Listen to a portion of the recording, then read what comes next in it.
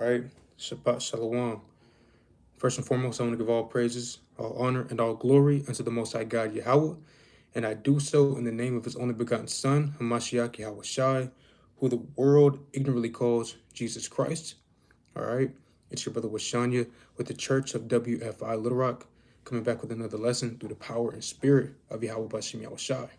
All right, so as you can see by the title, we're going to be going into America the Glutton, right?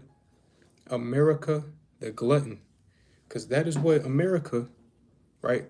America, the United States of America, so-called, that is what America's built off of, man.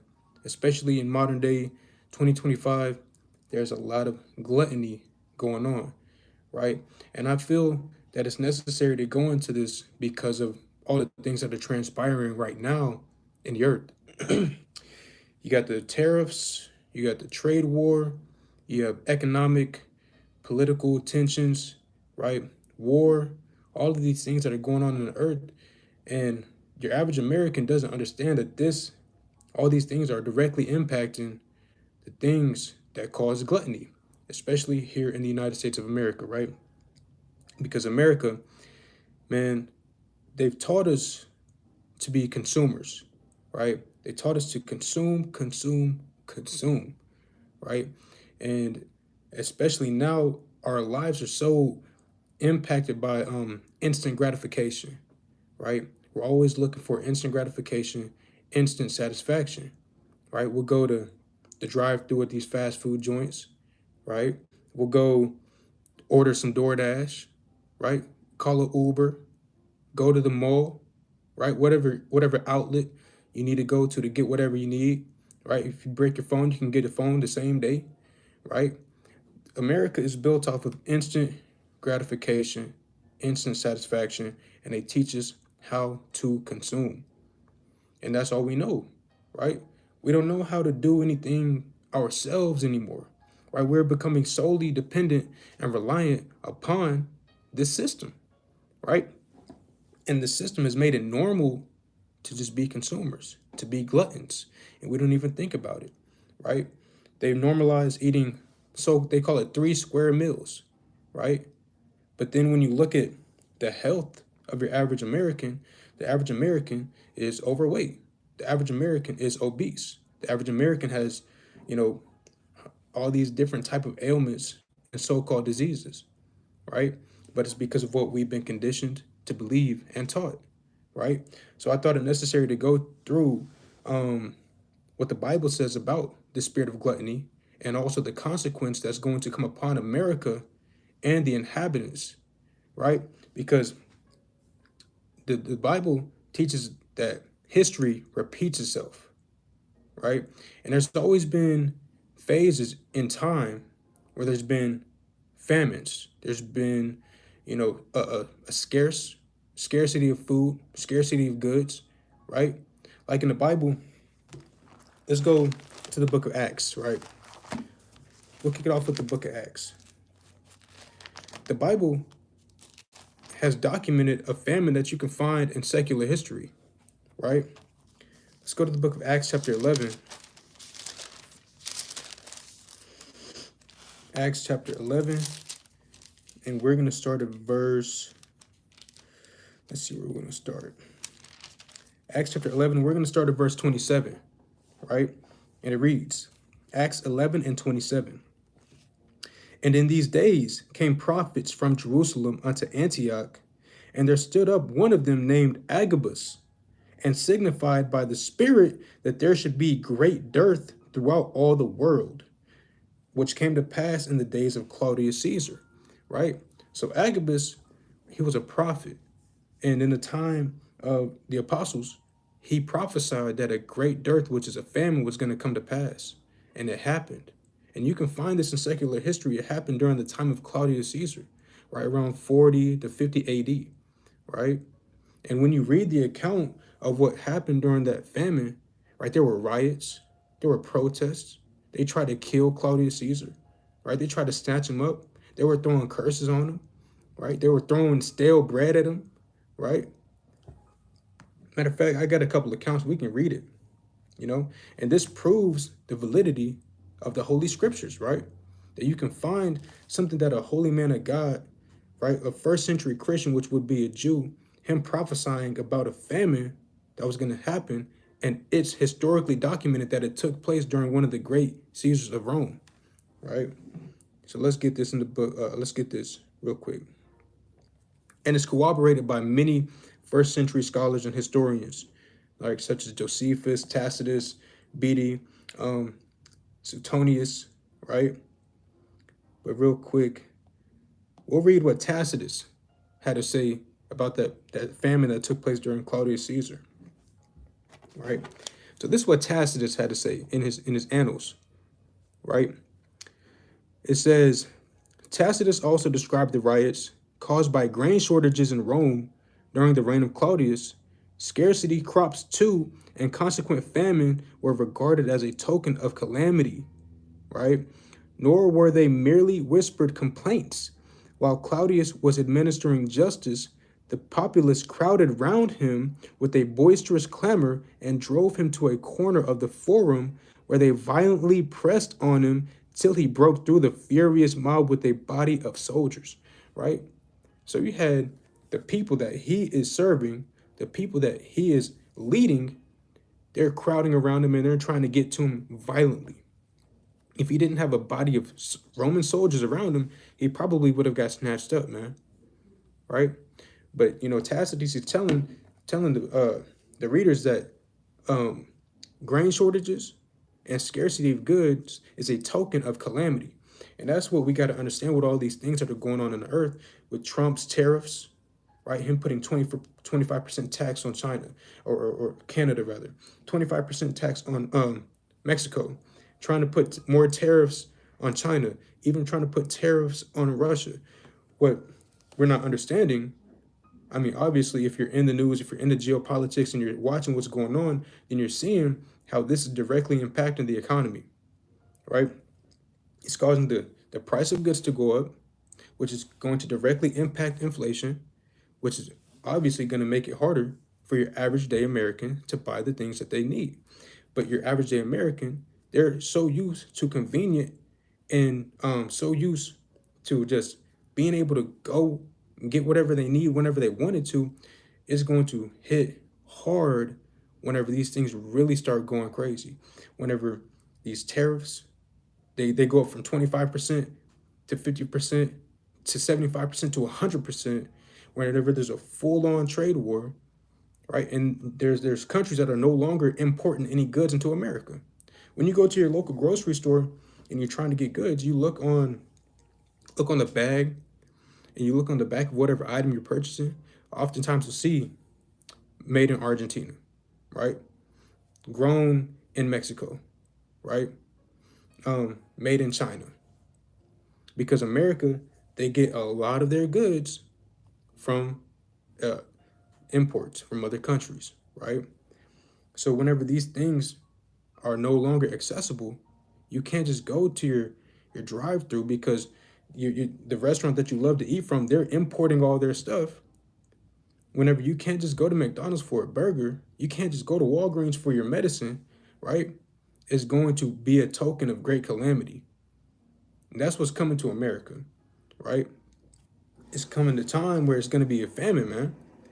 And the Lord told us these things. Yahweh Shai, who the world calls Christ, he testified that these things would happen, right? We'll get that real quick. In the book of Matthew 24. All right.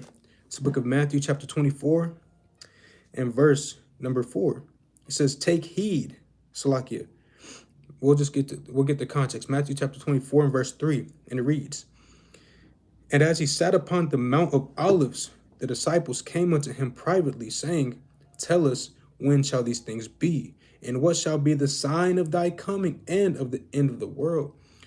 So the disciples are inquiring when the end of the world is going to be. When is going to be the end of the time of the Gentiles, where the Gentiles, they're ruling the world in wickedness, in greed, in lust, right? That's what they're wanting to know. When is Christ going to come back and establish his kingdom of righteousness upon the earth, right? Verse 4, And Yahushua answered and said unto them, take heed that no man deceive you, for many shall come in my name, saying, I am Christ, and shall deceive many. And ye shall hear of wars and rumors of wars. See that ye be not troubled, for all these things must come to pass, but the end is not yet. So Christ is letting the disciples know that the end is not yet, even though you will be seeing signs of the times. You will be seeing false Christs. You will be seeing wars and rumors of wars, right? He said the end is not yet, though. There's more that has to come to pass. And we're living in a time where there's been many false Christs arise, right?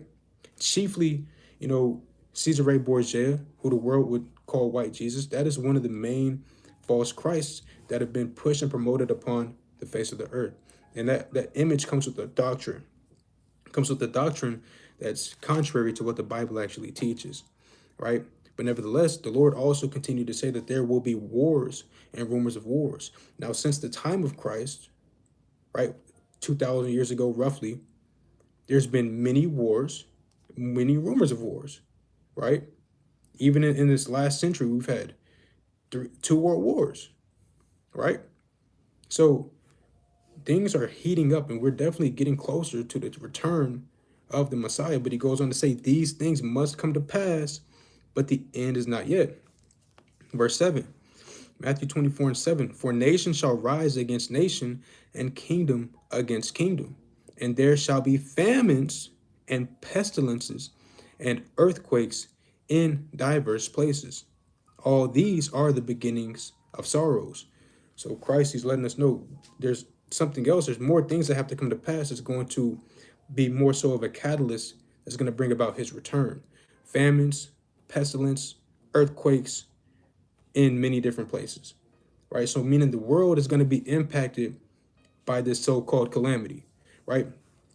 And we see this happening right now where there's a power struggle with the world leaders, right? With China, Russia, Saudi Arabia, Iran, America, North Korea, right? South Korea, all these world leaders, and they're choosing sides, and all it's doing is creating more global, so-called global conflict, right? But there's going to be famines in these last days. And when you look at America and its infrastructure, where the people who are controlling America, these Fortune 500 companies, they don't care about the average American. They care about volume. They don't care about quality. They care about how much they can produce and how much can be consumed, right? That's all they care about. And at any given moment, at any given time, because America is no longer built upon agriculture, right? It's built upon manufacturing. And goods are not being imported, whenever the goods are not being imported for the consumer to consume, then everything is going to be shut down. You're going to be scrambling. You're going to be wondering what to do, where to go, how to eat, how to survive. But guess what? The Bible talks about all these things. And the Bible, Yahushua, who the world calls Christ, he told you, whenever these things do come to pass, you don't need to worry about anything. All you need to worry about is seeking the kingdom of God. And everything else is going to be taken care of for you, right? That's why Christ, he told us in Matthew chapter 6 and verse 30, right? Matthew 6 and 30. It reads, wherefore, if God so clothe the grass of the field, which today is and tomorrow is cast into the oven, shall not much more clothe you, O ye little of faith?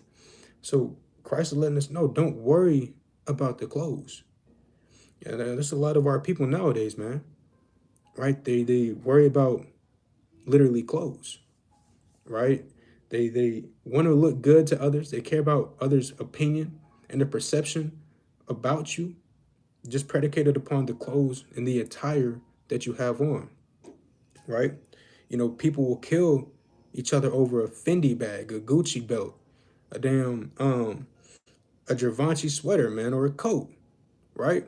And they'll spend their whole paycheck on it just to look like they have something, man. But Christ let us know that life does not consist in the amount of possessions that you have, right? That's not what life is about. He goes on to say, Verse 31, therefore take no thought, saying, what shall we eat? Or what shall we drink? Or wherewithal shall we be clothed? For all these things do the Gentiles seek, right? For your heavenly Father knoweth that you have need of all these things. So whenever calamity does come upon America, man, don't worry about what you're going to wear. Don't worry about what you're going to eat and what you're going to drink. The Most High knows that you have need of all these things. He knows you need clothes, right? For warmth in the winter. He knows you need food and drink to sustain you throughout your everyday life, right? But right now, because of how convenient and how easily food is, like so-called food, we don't even know if it's really food nowadays. The stuff that they put, in the food now, and now we're just consuming, right? But nevertheless, because of convenience and because of conditioning and programming, you know, we slide through the drive-through whenever it's convenient, whenever our stomachs start growling. First thing we do in the morning, go to Starbucks, right? Go to Dunkin' Donuts, get the get the half dozen or a dozen glazed, man, right? You know, hey, look, everything is going to soon be shut down, and that convenience is going to be taken away by the Most High, right? So where every day you are just waking up and living life like it's normal, the whole time the Most High is setting up America for the greatest downfall that this world has ever seen. And like I said, the average American will be the one that pays that bill, right? They will be the one that's going to catch the brunt force of the impact that's coming to America. It's not the ones that are running this place, right? They're going to see their judgment after America is already destroyed. Because why? They're over there hiding out. They have underground bunkers, right? They have their fallout shelters. They have their dumb facilities, right? The deep underground military bases, right? They're setting the American citizen up for utter, utter chaos, man, right? And even on the dollar bill, we see what they have in Latin, right? Order out of chaos. We see what's going on. You just have to pay attention. You have to pay attention to what their plan is as the elite, right? And they're doing it now. They're collapsing the dollar, coming out with digital currencies, right? They're pushing inflation, and it's all their agenda. But at the end of the day, it's the Most High's agenda, because the Most High is the author and the orchestrator of all things, and He operates in the kingdom of men, like it tells us in Daniel the 4th chapter and the 17th verse, right? But nevertheless, let's go to the book of Proverbs, chapter 23.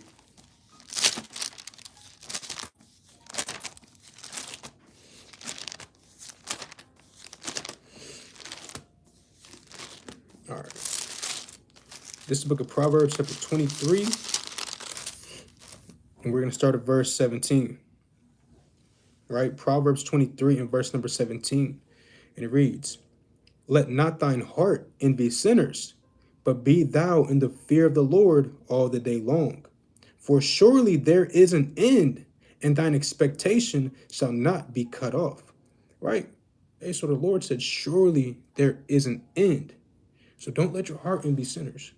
Don't worry about what these other nations and what the ungodly are doing. Worry about your salvation, right? Didn't Paul say, work out your salvation with fear and trembling, right? That's what we have to be doing in these last days. Don't worry about what a sinner is doing. Don't worry about how much wealth they're accumulating from ungodliness and ungodly behavior, right? But fear the Lord all the day long. For surely there is an end, and the end of wickedness, the end of this ungodly time is coming fast, right? It's fast approaching. Salakia. It goes on to say, verse 19, hear thou my son, and be wise, and guide thine heart in the way. Be not among winebibbers, among riotous eaters of flesh, for the drunkard and the glutton shall come to poverty, and drowsiness shall clothe a man with rags. Right? Hey, it said the drunkard and the glutton shall come to poverty. And that's what's coming to America, man. Right? Those who love to overindulge, those who love surfeiting, like Christ said, those who love to just, fulfill the lust of the flesh, get their freak on, don't care about their health, they don't care about um living godly and keeping God's commandments. They just care about getting drunk and eating food, man. The Lord said those they're going to be the one that come to poverty, right? And whenever all hell breaks loose and all these stores are shut down, they're boarded up, you can't get into them. That's exactly what it's going to look like. It's going to look like a bunch of homeless and it's going to be crazy. This shift is going to be crazy. It's going to go from people who were so-called upper class, middle class, middle class, lower class, all these classifications of people. They're going to go from having homes, apartments, and penthouses and all these things to literally being out in the streets, in the trash cans, looking for food, man. It doesn't matter your economic status whenever all hell breaks loose. Because people are going to be storming into homes, breaking into cribs, right? Trying to take what you have. And guess what? That's biblical. The Lord said the drunkard and the glutton shall come to poverty, right? And drowsiness shall clothe a man with rags. And if you're asleep in these last days, you're going to be clothed with rags, spiritually and physically, right? You're not going to be clothed with the garment of righteousness. You're not going to have the white raiment that the Lord is going to come back and give his hopeful elect, right? Let's go to the book of 2nd Ezra, right?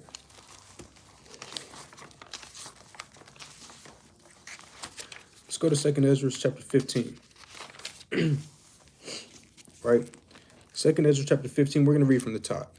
It reads, Behold, speak thou, Salakia.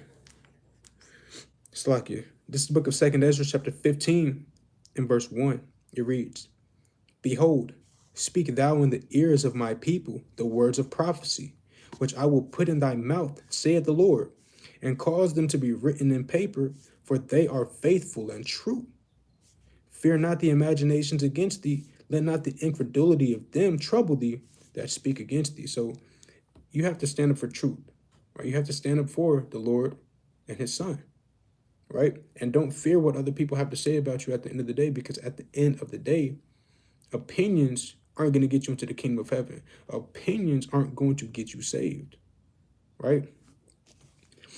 Verse 4, it says, For all the unfaithful shall die in their unfaithfulness. So at the end of the day, opinions don't matter. The unbelievers will die in their unbelief, right?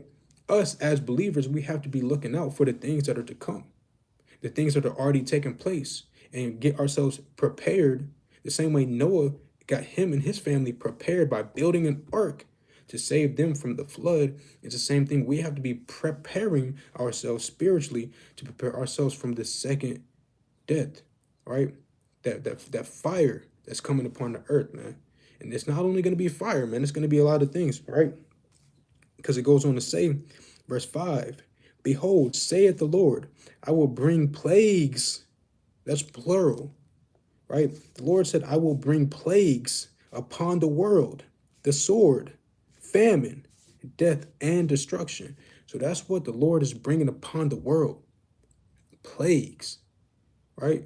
Plagues are not a good thing. I mean, they teach us in history that there was a so-called Black Plague or Black Death that struck Europe during the so-called Dark Ages, man, where you had hundreds of thousands of people dying. I may be mistaken with the numbers, but it was a lot of people dying. The bubonic plague is what they called it, right? The Lord's going to send that and more upon the world, right? Why is he going to do that? Verse 6, For wickedness hath exceedingly polluted the whole earth, and their hurtful works are fulfilled. So the Most High is fed up with the hurtful works that has been committed in the earth, man, where everything has been tainted, polluted, right? It's been compromised. The earth is not in its natural estate, man, right? The powers that are, right, which really aren't powers at all because they're all set up by the Most High, right? But they've taken, I mean, the Lord told us, right, in the book of Job, that the earth is given into the hands of the wicked, right? The earth is given into the hands of the wicked. And that's why there's a society that's now built upon consumerism, gluttony, lust, envy, greed, wickedness, ungodliness. So much so that they have a month dedicated to ungodliness, dedicated to immoral sexual acts, right? And they have the audacity to call it pride, right? But the Lord told us, pride goeth before destruction, right? So it's we see evidently and plainly that the earth has been given into the hands of the wicked for a time. Our job is not to get caught up in that, because the Lord said he's going to send plagues upon the earth for these actions, for everything that's going on, right? Verse 6 again, he said, for wickedness has exceedingly polluted the whole earth, and their hurtful works are fulfilled. Therefore, saith the Lord, I will hold my tongue no more as touching their wickedness, which they profanely commit. Neither will I suffer them in those things in which they wickedly exercise themselves. All right, so he's not going to continue to allow these things to take place. That's the point, right? So we have to take heed of that. And the signs are evident, and it's really a beautiful thing that the Most High is manifesting his words, and he's making it plain for his children to see, man, right? Let's go to the next chapter. 2nd Ezra chapter 16 and verse 17, right? Matter of fact, I'm going to start at verse 5. 2nd Ezra chapter 16 and verse 5. It reads, plagues are sent unto you, and what is he that may drive them away? So again, he's talking about the plagues that God is going to send upon the earth. Verse 6, may any man drive away a hungry lion in the wood, or may anyone quench the fire in the stubble, which when it hath begun to burn? May one turn again the arrow that is shot of a strong archer? The mighty Lord sendeth the plagues, and who is he that can send them away? So this is God's doing, right? This is the Most High's doing. He is doing the things that are transpiring in the earth, right?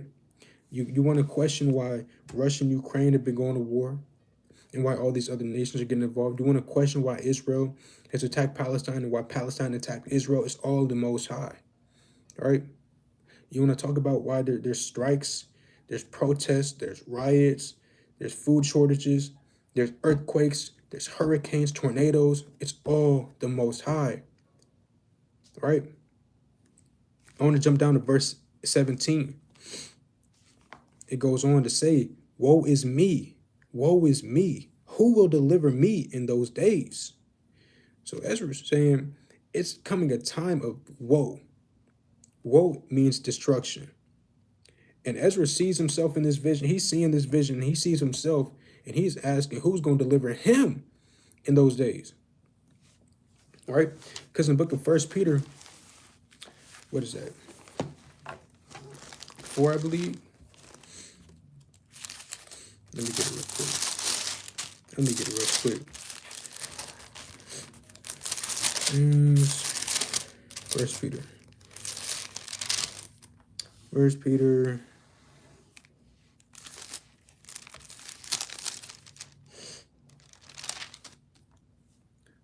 Let's see.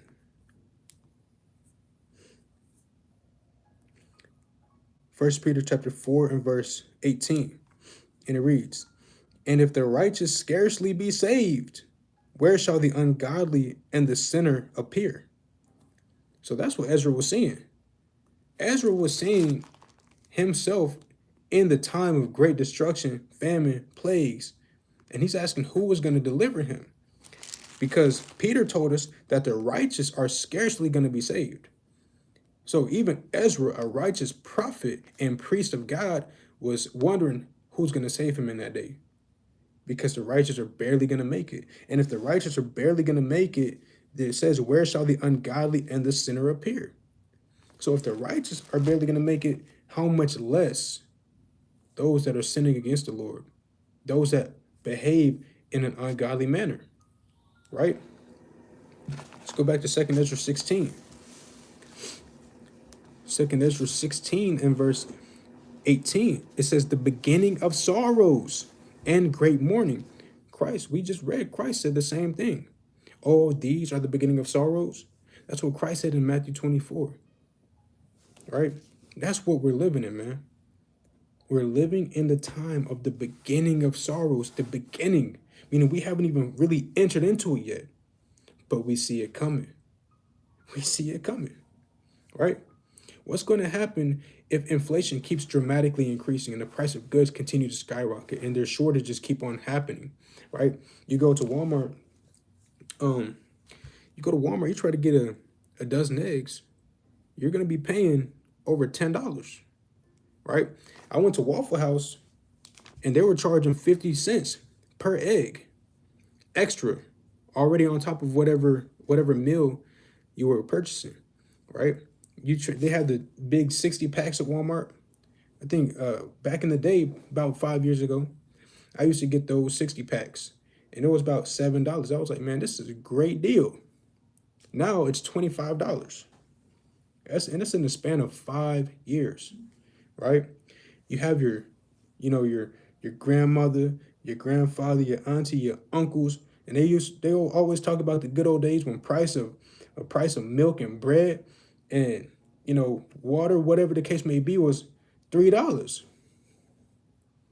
Hey, it's not the same way anymore, man. It's not the same way. But even yet, because of convenience, people really don't care.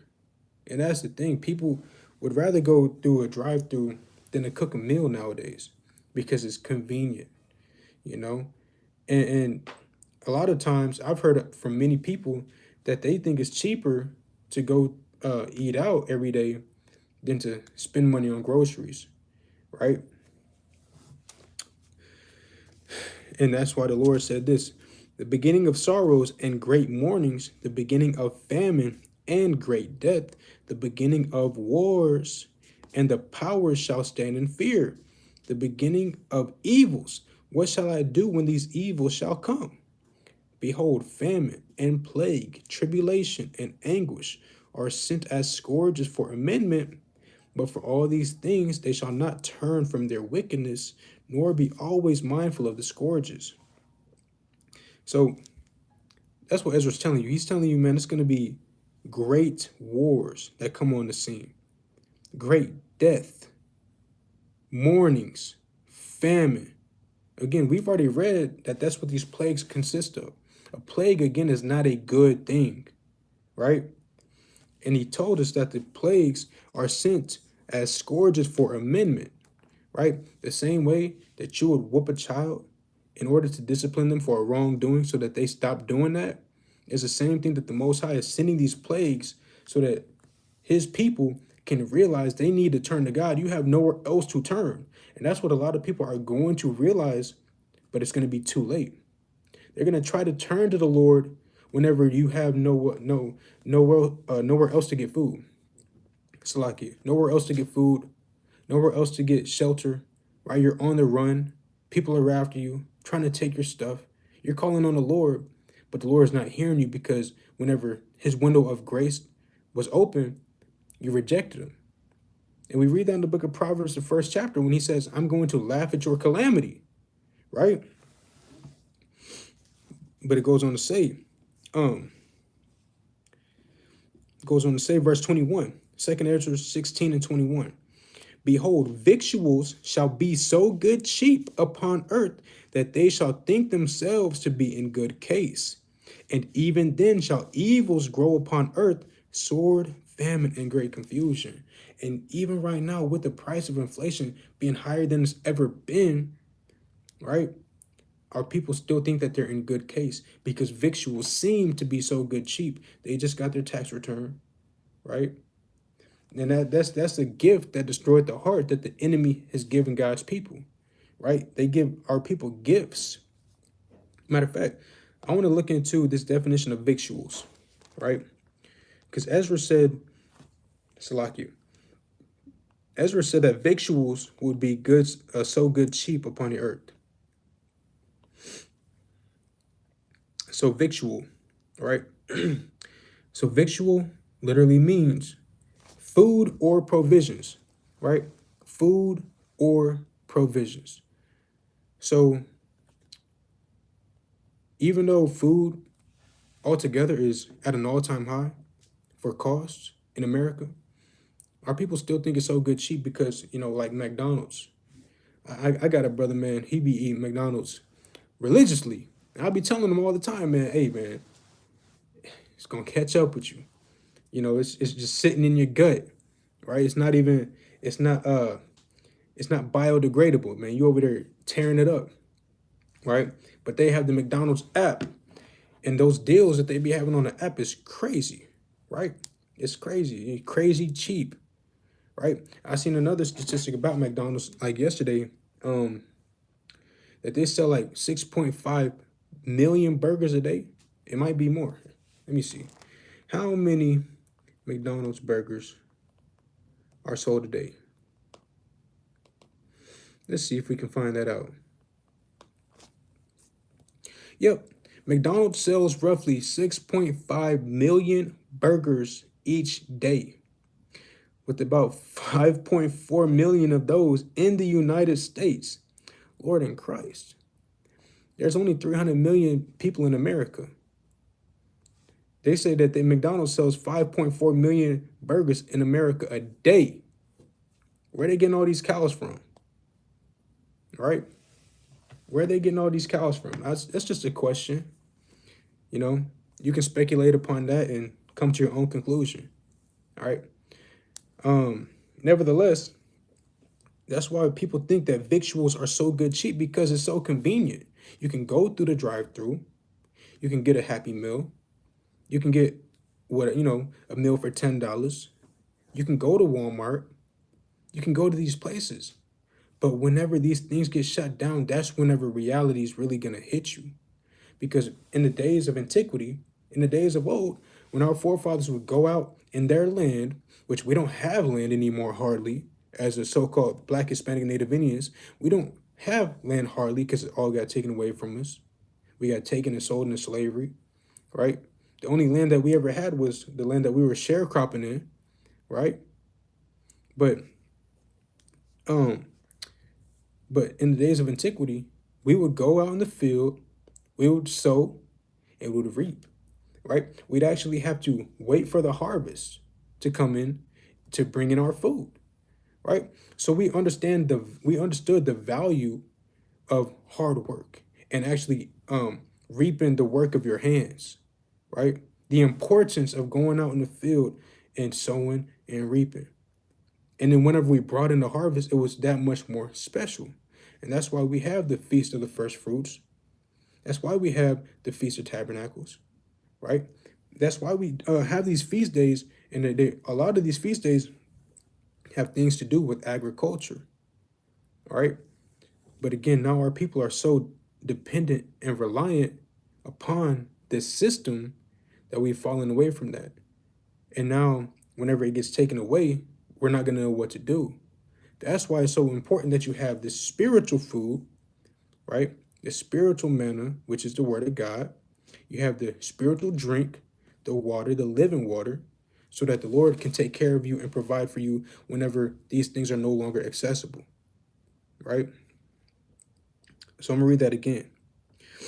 I'm going to read 2 Ezra chapter 16 and verse 19. Behold, famine and plague and tribulation and anguish are sent as scourges for amendment. So the Lord, he's sending these plagues so that our people change. But for all these things, they shall not turn from their wickedness, nor be always mindful of the scourges. And a lot of times, our people, whenever they're going through something, they don't turn to God, but they'll turn to more wickedness to try to get themselves out of a wicked situation, right? They don't turn to the Most High and ask him for deliverance, ask him for mercy, but they'll turn to another vice, another coping mechanism that isn't the Lord, right? And what's that do? It digs them deeper into that hole, into that ditch. It goes on to say, behold, victuals shall be so good cheap upon earth that they shall think themselves to be in good case. And that's the thing. Our people still think that it's whatever, man. It's just, it's just whatever, right? Where it's just another time where the economy is going through a dip, a little recession. We'll bounce back. That's the mentality of our people, right? A lot of our people. This is not on a lot of our people's minds in general right now, for real, right? A lot of our people's minds are on the NBA finals, the playoffs, right? The new game that's coming out, the new song that just dropped, right? There's a famous philosopher, a Roman philosopher. His name's Juvenal. He said, "Give them bread and circuses, and they will not revolt." Right?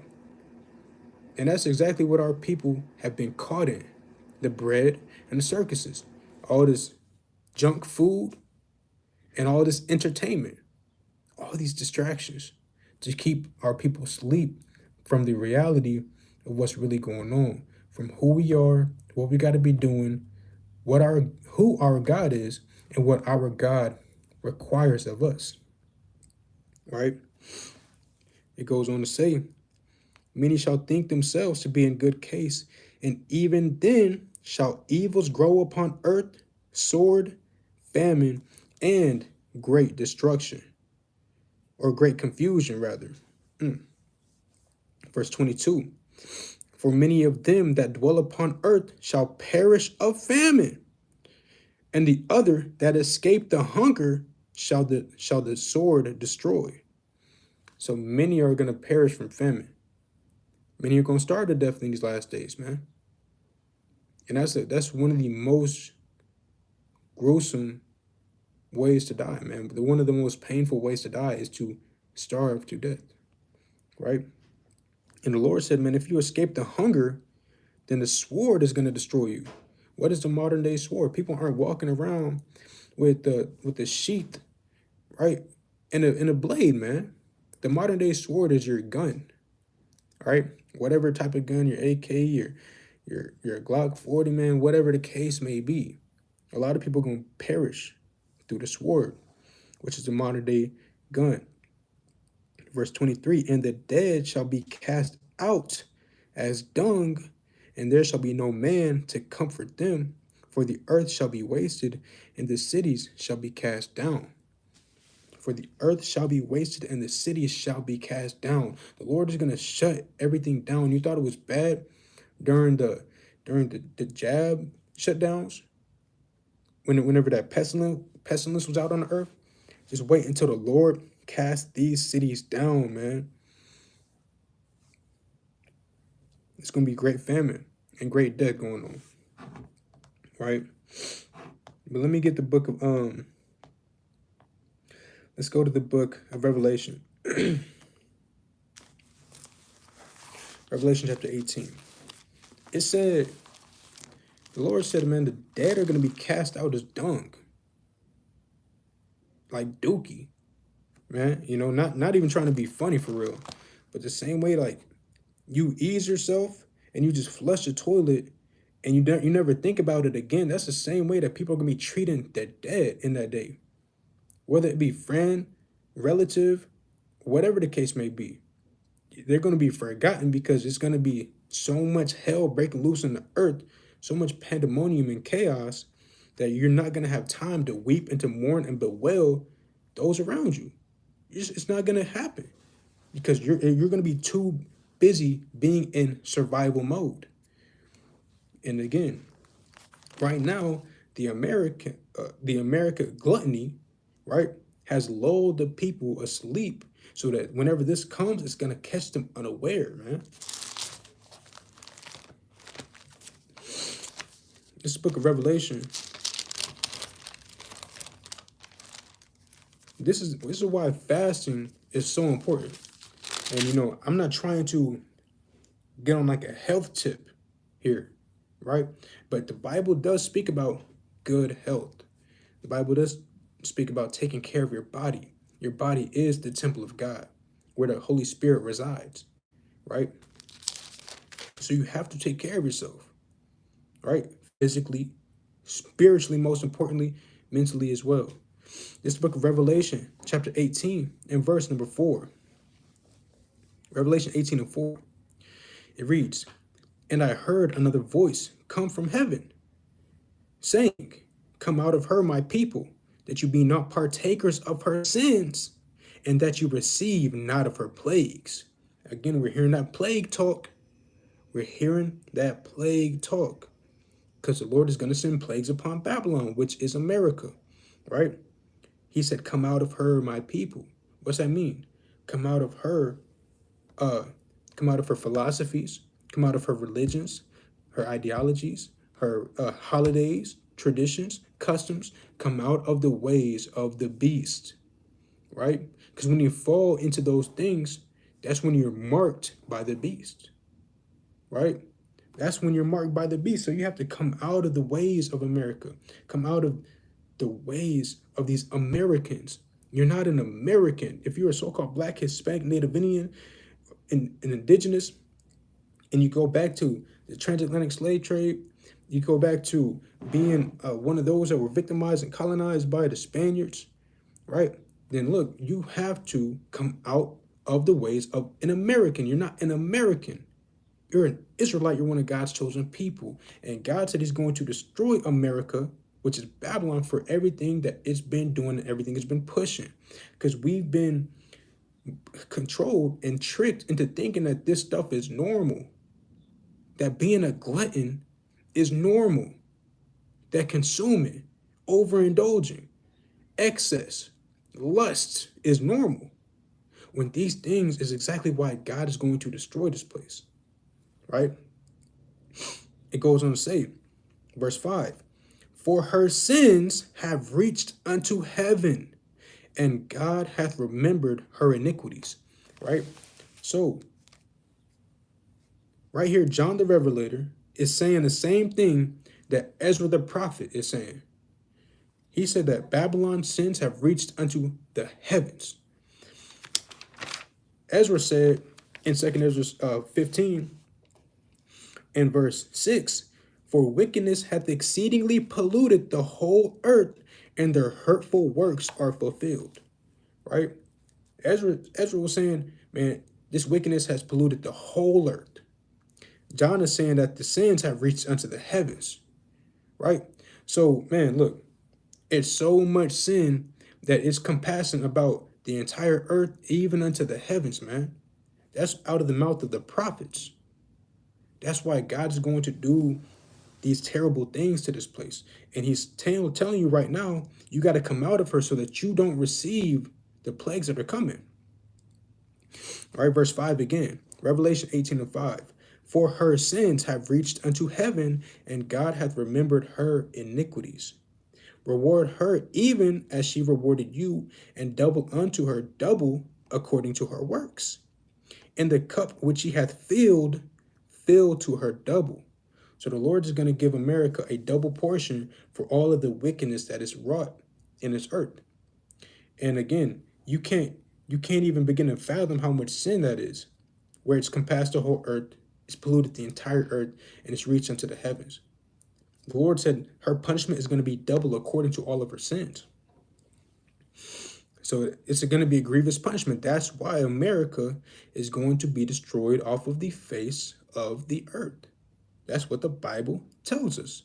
That America, Babylon the Great, will not be found anymore. It will just be smoke, right?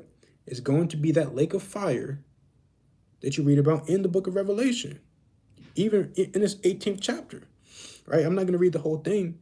I just want to read this point, but it's going to say it. It's going to break it down, right?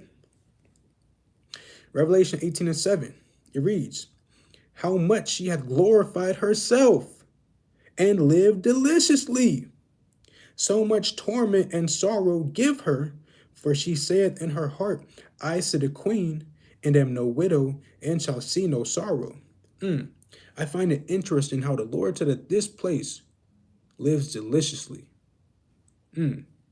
This place lives deliciously. I seen a video of these jakes over there in the United Kingdom, and they were trying some American foods for the first time, and their faces lit up because they've never had such a rush of sugar in their life, right? They've never experienced the American palate, right? The American food palate, man. And the way that they express themselves is like, where has this been all my life? That's how people think about America, man. And that's how the average American thinks as well whenever they're driving through their favorite drive-through, when they're going to their favorite restaurant, right? Even though America is really a culmination of different ethnicities, different nationalities, different styles of food, right? You have every single style of food here in America because when you understand Babylon, Babylon is literally that, right? When you read about Nimrod in the book of Genesis and you read about how all nations were there, that's literally here in America. You have all nations here. You have a Korean joint, you have a Thai, a damn Indian place, right? Curry and whatnot.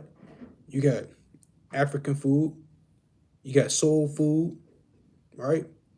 You got so-called American food, Italian food, Japanese, Chinese, right? You got Northern Kingdom food. You got all the kingdoms here. They all got their little restaurants, and all of it's gonna get shut down, man. Right?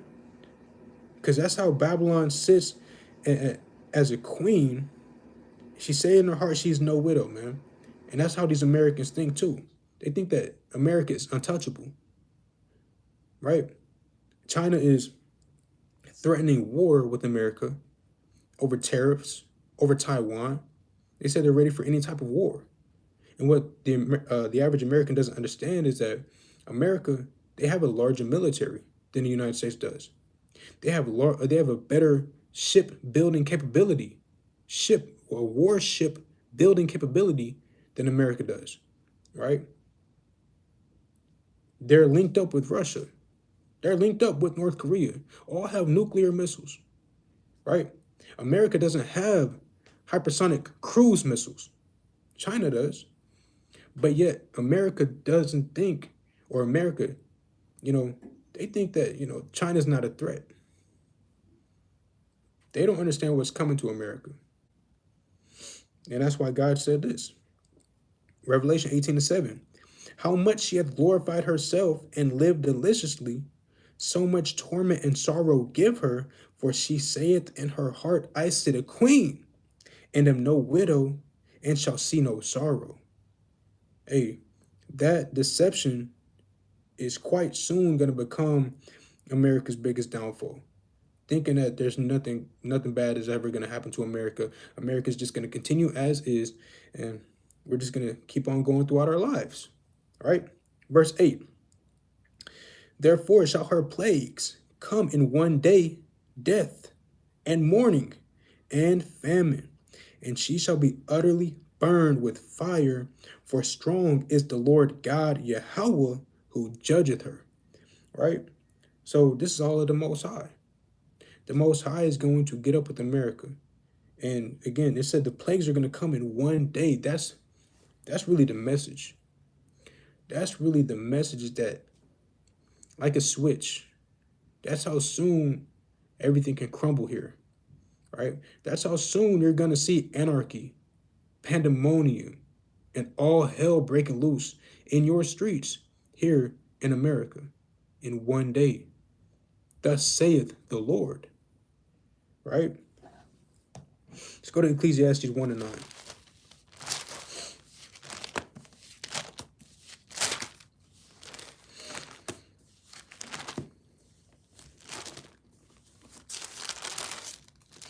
This is the book of Ecclesiastes, chapter 1 and verse 9, and it reads, the thing that hath been is that which shall be, and that which is done is that which shall be done, and there is no new thing under the sun.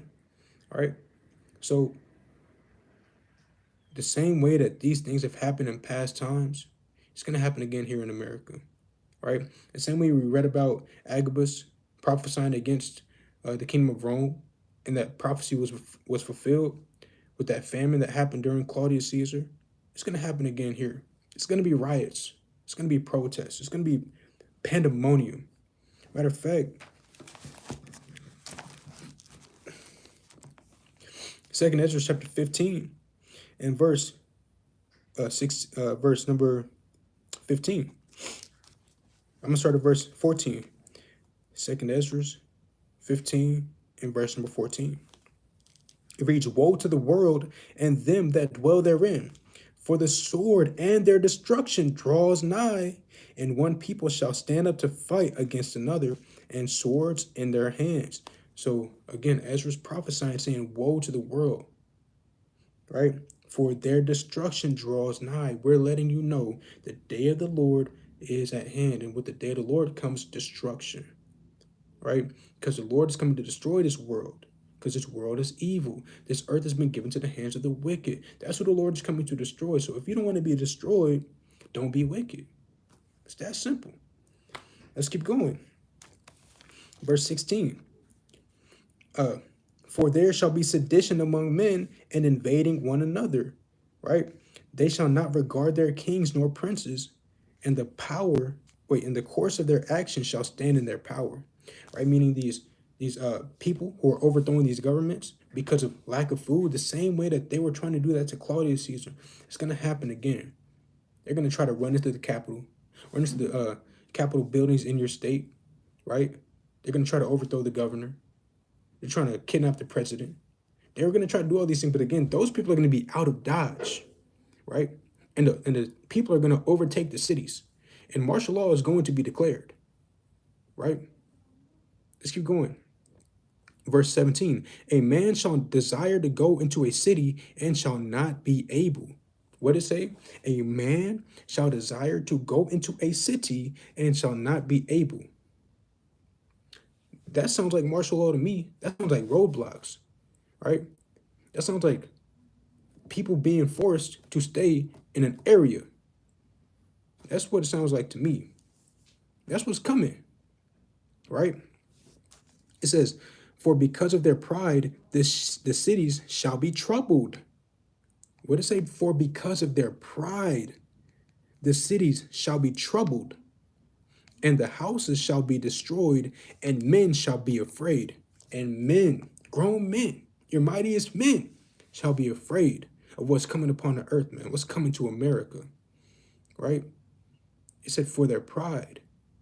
And that's why God's going to destroy this place. Again, pride goes before destruction. So what do you expect is going to happen to a kingdom that promotes pride against the Heavenly Father? Being proud to sin against the Most High God. Mocking him. Blaspheming. That's the only sin that's unforgivable. Blaspheming the Holy Spirit. Right? Goes on to say, verse 19, a man shall have no pity upon his neighbor, but shall destroy their houses with the sword and spoil their goods because of the lack of bread and for great tribulation. Because of what? Because of the lack of bread and for great tribulation. So, hey, you ain't never seen a man go crazier than you will whenever it ain't no bread around. Snickers, they have a commercial where, somebody will turn into a monster, man, until they give them that Snickers bar, right?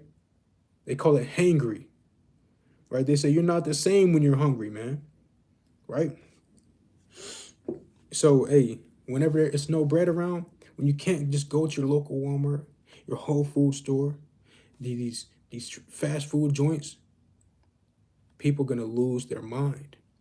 And like I read in Ecclesiastes, are nothing new under the sun. We read about famines in the Bible that were so severe that they started to eat one another, eat each other's children and their babies.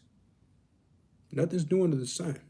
That's coming back. Cannibalism is coming back sooner than you expect, man. The Walking Dead, that's a foreshadow of what's coming to America, right? The Walking Dead has already taken place spiritually, where people are walking without the knowledge of Yahweh Bashim Yahushai and wandering out of the way of understanding. But it's going to take place on a physical level too, where people literally starting to eat each other, man. Right? It's going to happen for the lack of bread and great tribulation. I'm going to get a few more precepts and I'm going to close out, man. Let's go to Philippians.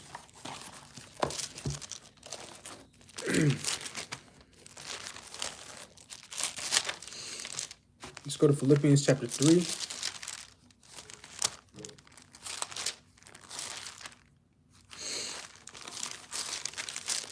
and verse 16. Philippians chapter 3 and verse, let's see. We'll start at verse 18. I'm going to start at 17, Salakia. Philippians chapter 3, verse 17. And it reads, Brethren, be followers together of me, and mark them which walk so as ye have for us as an example. For many walk, of whom I have told you often, and now tell you even weeping, that they are the enemies of the Christ, of the cross of Christ. Right? So Paul's saying, be followers of him. We know Paul was a devoted disciple of Yahushua, right? And he strove to literally do the best that he could do to be an example for the church, right? For the believers, so that they could follow him and be confident in the way of salvation. Be confident that that path is to the path of salvation, right? And he taught us how to do that, right? In various books throughout his epistles, man. So we just got to follow his example because he followed Christ, and Christ follows the Most High, right? Let's keep going. Verse 19, it says, whose end is their destruction. So if you're an enemy of the cross of Christ, you don't keep God's commandments, you don't believe in Hamashiach, then your end is destruction. It says, whose end is destruction, whose God is their belly, and whose glory is in their shame, who mind earthly things. So you don't want to make your God your belly. And what that means is you just letting your lust, whatever it may be, doesn't necessarily have to be food, but whatever your lust is, you don't want that to be having power over you, right? You don't want to be a servant of your flesh, man. Right? You don't want to always be giving yourself over unto your lustly, fleshly desire and only caring about things that are upon the earth. You're not even thinking about the consequence, the repercussion. You're not thinking about the kingdom of heaven, right?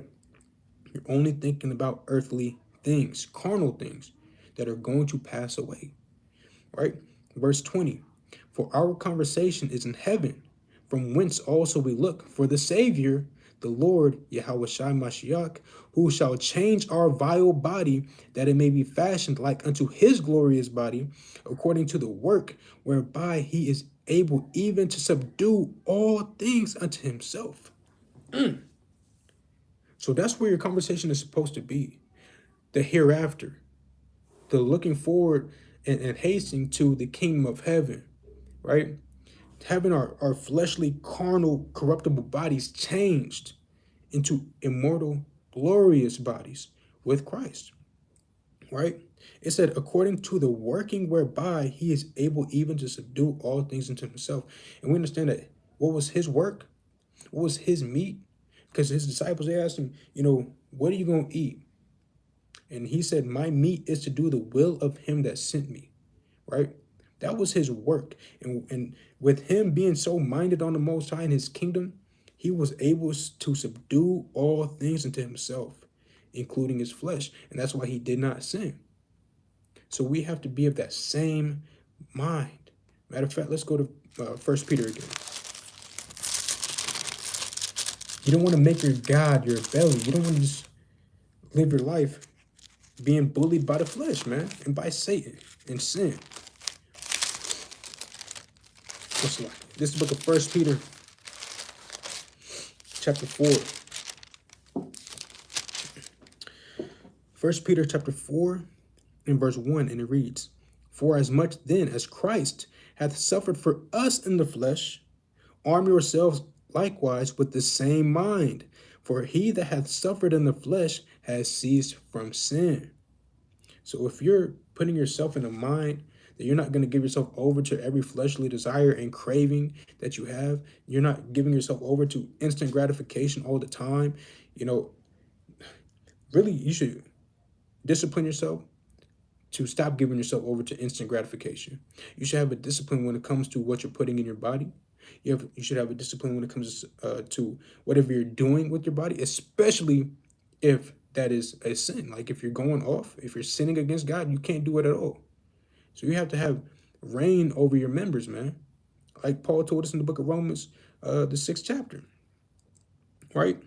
You have to have reign over your mortal members. But it goes on to say, 1 Peter 4 and the verse 2, that he no longer should live to the rest of his time in the flesh to the lust of men, but to the will of God. For the time past of our life may suffice us to have wrought the will of the Gentiles when we walked in lasciviousness, lusts, excess of wine, revelings, banquetings, and abominable idolatries. And that's what we used to do in the world. That's what we used to do before we came into the knowledge of Yahweh Bashim Yahushai, giving ourselves over into all manner of lusts of men, right? Lasciviousness, lust, excess of wine, revelings, banquetings, and abominable idolatries, man. And that's what America promotes. They promote abominable idolatries openly. They make them national holidays, right? You get off on those days. Abominable idolatries, right? It says banquetings, revelings. Man, America hosts some of the, I'm not going to say greatest, but some of the most renowned festivals in the world. Lollapalooza, right? South by Southwest, damn Mardi Gras. They just had that. What's another one? I don't know, man. Freaks be there, man. Freaks. And there's nothing but evil going on. Things that are contrary to the Lord. But that's what happens when you're not subjecting yourself to the Lord and you're giving yourself in to your own belly, man. Right? But I'm going to get a couple more scriptures, man. Right? Let's go to Ezekiel 16. I want to get this in the NLT. Yeah, matter of fact, let's go to Ezekiel 16 and we're going to read verse 49. 16 and 49. NLT. Right? So this is the book of Ezekiel chapter 16 and verse 49 in the NLT. And it reads, Salakia. It reads, Sodom sins. Matter of fact, let's start at 48. Ezekiel 16 and 48. It reads, As surely as I live, says the sovereign Lord, Sodom and her daughters were never as wicked as you and your daughters. And the Lord is talking to Judah, right? That's you so-called, you Israelites, man, right? The Lord's talking to you Israelites. He says Sodom and her daughters were never as wicked as y'all. And that's crazy to think about considering what the Lord did to Sodom and Gomorrah, right? It goes on to say, verse 47, But you have not merely sinned as they did. You quickly surpassed them in corruption. As surely as I live, says the sovereign Lord, Sodom and her daughters were never as wicked as you and her daughters. Sodom's sins were pride, gluttony, and laziness, while the poor and needy suffered outside her door. She was proud and committed detestable sins, so I wiped her out, as you have seen. So the Lord said that Sodom's sins were pride, gluttony, and laziness, while the poor and needy suffered outside her door, man. So what's that let you know? The Lord said that he wiped out Sodom because of those things. So what do you think is going to happen here in America, right? When that's all they promote is sodomy, pride, gluttony, and laziness, man. Convenience. Don't they have a convenience store on every single block? Go in there and grab you a snack, right? Get you a drink.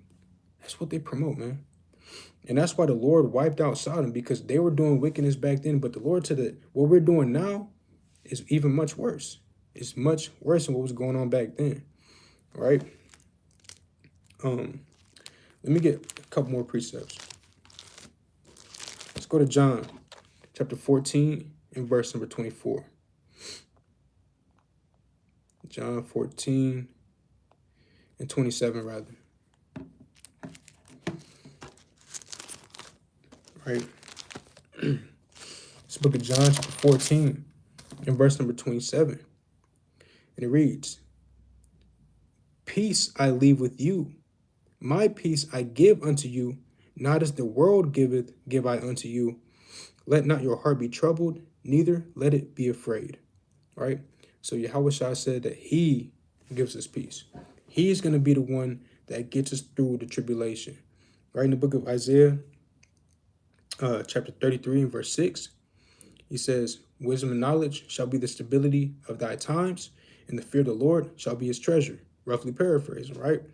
So us having this information, the truth, is what's going to get us saved, man. It's what's going to comfort us in these trying times. Whenever everybody else is running crazy, when they're killing each other over the lack of bread and great tribulation, the Lord said that he is going to give us peace. Not as the world giveth. Because what's the world give you? Weed, alcohol, drugs, prostitutes, whoredom, lusts, right? That's what the world gives you. The world gives you vices, right? Coping mechanisms. But Yahweh Bashim Yahushai gives us true peace and comfort through his word, right? But that's all I had, man. And with that, I want to give all praise, honor, and glory to the Most High God, Yahweh Bashim Yahushai. Lord willing, this video was edifying to at least one soul. With that, I want to say Shabbat Shalom and Kwame Yashua.